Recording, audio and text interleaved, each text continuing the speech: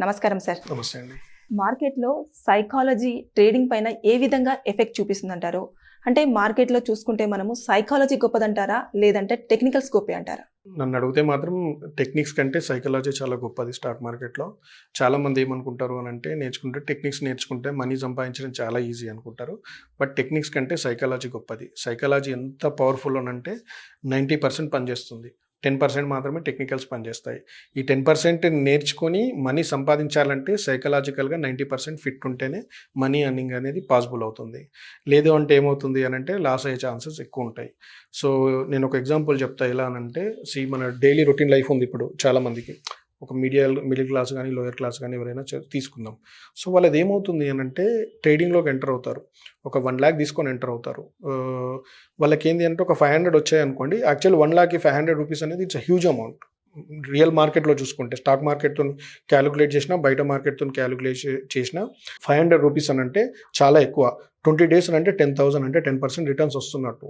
10% కాకుండా 5% వచ్చినా okay, that is success. నీకు డైలీ మంత్లీ 5% వస్తుందంటే you are successful trader in stock market. But ఇక్కడ ఏమవుతుంది ప్రాబ్లం అని అంటే, డైలీ 500 అంటే సరే, అన్ని లాసెస్ ఛార్జెస్ అని పోగా 5,000 మిగులుతాయి.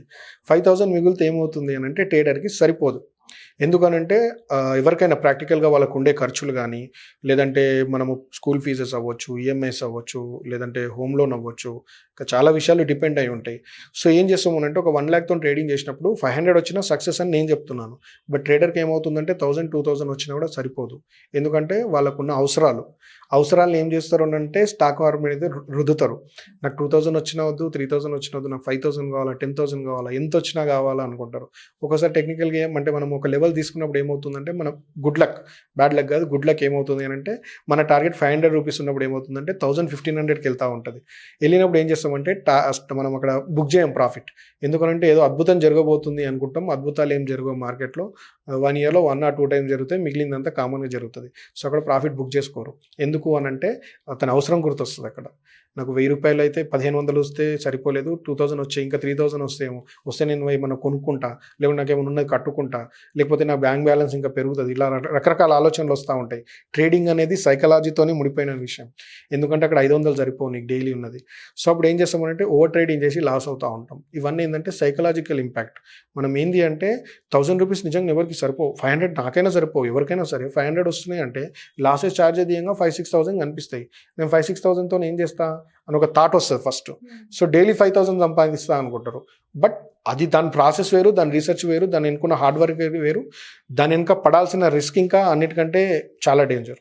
సో ఏంది అని అంటే, సైకలాజికల్గా మనకు ఏం అవసరం ఉందనేది కాదు, మార్కెట్ ఏమి ఇస్తుంది, మార్కెట్ ఏం చెప్పాలనుకుంటుంది అనేది మనం విననీకే ట్రై చేయాలి. అప్పుడే మనీ కనిపిస్తాయి. సో మనం అలా కాకుండా, నాకు ఈరోజు జనరల్గా ఇదే జరుగుతుంది. 90% ఆఫ్ ది ట్రేడర్స్ చేసేది ఇదే. 10% మాత్రమే గెయినర్స్. ఎందుకు అని అంటే, వాళ్ళ సైకాలజీ. ఈవెన్ నేను కూడా ఆ స్టేజ్ నుండి వచ్చినాను. నాకేంటంటే, నేనైతే 10,000 పెట్టి డైలీ 500 సంపాదించాలనుకుని వచ్చిన స్టేజ్ నుండి. నాకు ఇంకా అప్పటికి కరెక్ట్ కమ్యూనికేషన్ కానీ గైడెన్స్ కానీ లేదు, కానీ ఇప్పుడైతే గైడెన్స్ ఉంది ఇంకా. సో మనకు మన అవసరాన్ని మార్కెట్ మీద ఎప్పుడు రుద్దొద్దు. మన అవసరం, మనకు రేపు ఒక 10,000 అవసరం ఉన్నాయంటే స్టాక్ మార్కెట్కి ఆ విషయం తెలియదు. ఫస్ట్ అది గ్రహించాలి సైకలాజికల్గా. మనం ఏం చేస్తామో అంటే, అమ్మ 10,000 నాకు రేపు కావాల్సిందే అని. లేకపోతే ఏమవుతుందంటే 10,000 ప్రాఫిట్ వస్తుంది. సడన్గా బ్యాడ్ లక్ ఉంటే ఏమవుతుందంటే, వితిన్ 1 minute ఆ 10,000 ఇరోడ్ అయిపోతుంది. అమ్మ నేను ఎలా పోగొట్టానే, 10,000 నాకు కావాల్సిందని దాన్ని పట్టుకొని కూర్చుంటాం. స్టిల్ నేను కూడా అది ఫేస్ చేసే ప్రాబ్లమే. అది ఒక్క రోజులో రాదు. మార్కెట్ కనుక ప్రాక్టీస్ చేసుకుంటూ వెళ్తూ ఉంటే అప్పుడు మనకేంటి అంటే సైకలాజీ సెట్ అవుతుంది. ఓకే, ఇంత లాస్ అయిందంటే మార్కెట్ని మనం యాక్సెప్ట్ చేస్తున్నాం. We are accepting loss. ప్రాఫిట్ వచ్చినప్పుడు బుక్ చేసినప్పుడు, లాస్ వచ్చినప్పుడు కూడా బుక్ చేయాలి.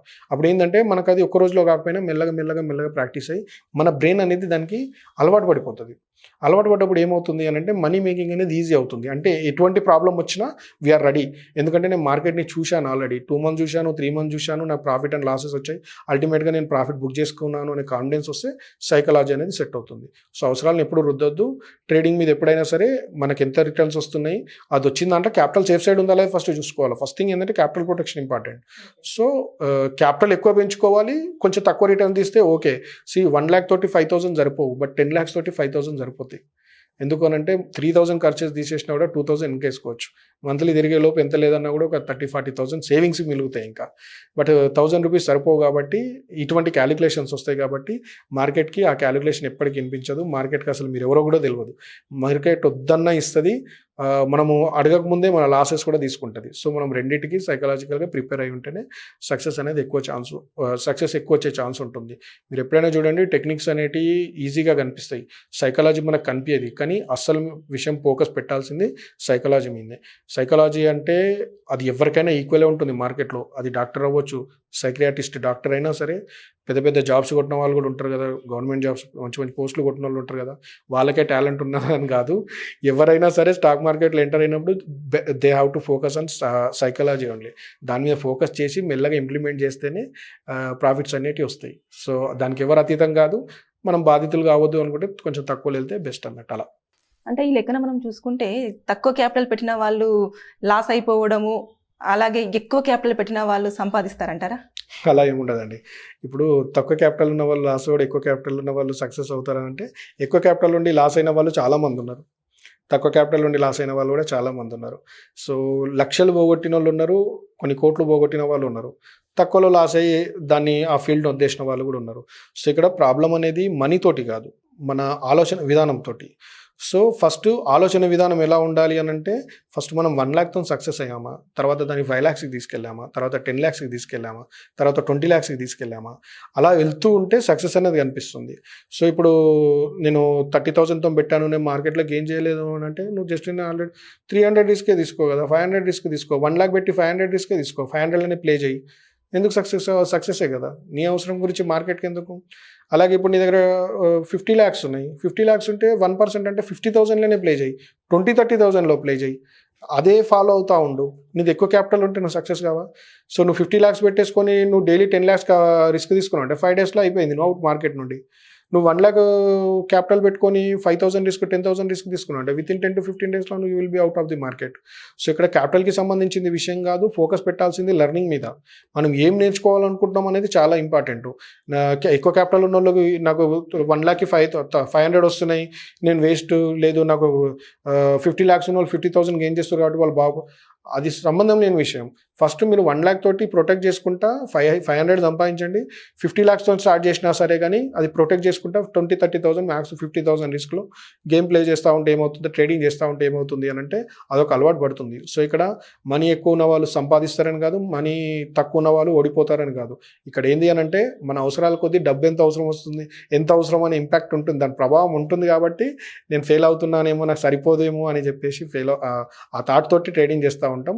ఇంకా ఎక్కువ క్యాపిటల్ ఉన్న వాళ్ళకి ఏంది అని అంటే, వాళ్ళకి వచ్చినది ఏంటంటే ఆ 50,000 మేము డైలీ మా బిజినెస్లలో సంపాదిస్తున్నాం, ఇందులో కూడా సంపాదించేస్తాం అని అనుకుంటారు. కానీ ఎవరైనా సరే స్టార్టింగ్ స్టేజ్ నుండి రావాల్సిందే. 100% క్యాపిటల్కి సంబంధించిన విషయం కాదు స్టాక్ మార్కెట్ అనేది, సైకాలజీకి సంబంధించిన విషయం, రిస్క్ రివార్డ్ రేషియోకి సంబంధించిన విషయం, మనీ మేనేజ్మెంట్కి సంబంధించిన విషయం.